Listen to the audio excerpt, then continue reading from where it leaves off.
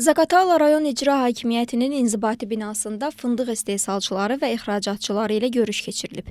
Tədbirdə Qida Təhlükəsizliyi Agentliyinin sədr müavini Balarahim Quliyev, Kənd Təsərrüfatı Nazirinin müavini Sarvan Cəfərov, Kənd Təsərrüfatı Nazirliyi yanında Aqrar Xidmətlər Agentliyinin rəhbəri Sərdar Hacıyev və Azərbaycan Fındıq İstehsalçıları və İxracatçıları Assosiasiyasının sədri İsmail Orucov iştirak ediblər.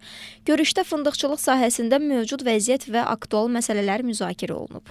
Çin Xalq Respublikasına fındıq və badam məhsulunun ixracı ilə əlaqədar icazələrin alınmasından haqqında məlumatlar verildi və sahibkarlara müraciət olundu ki, kim hansı sahibkar Çin Xalq Respublikasına məhsul ixrac eləmək istəyirsə, bunda əlaqədar artıq rəsmi müraciət eləməlidirlər.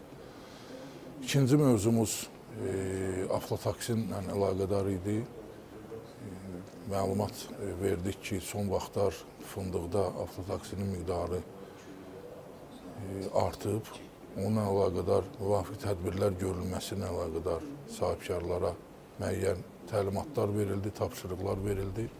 Tədbirdə həmçinin bölgədə qəhvəyə mərmər bağacığına qarşı aparılan qış monitorinqlərinin nəticələri təqdim olunub, yaz-yay mövsümündə mübarizə işlərinin daha səmərəli təşkili, əhalinin və fermerlərin maarifləndirilməsi, aidiyyəti qurumlar arasında koordinasiyanın gücləndirilməsi məsələsi müzakirə edilib. Son dövrlər fəallaşmış mərmər bağacığı böcəyinə qarşı tədbirlər barəsində maarifləndirmə tədbirləri haqqında məlumatlar verildi və eyni zamanda Azərbaycan fındıq məhsulunun tərkibində aflatoksin xəstəliyinin yaranma səbəbləri müzakirə olundu. Buna qarşı mübarizə metodları müzakirə olundu.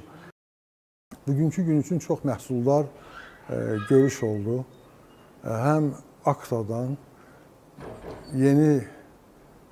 bizlərə yeni təkliflər gəldi ki, Çin Xalq Respublikasına biz ixracatla məşğul ola bilərik və oradan qeydiyyatdan keçməliyik. Bunların hamısı maarifləndirildi. Sonda iştirakçıların sualları cavablandırılıb, fındıq istehsalçılarını maraqlandıran mövzular üzrə fikir mübadiləsi aparılıb.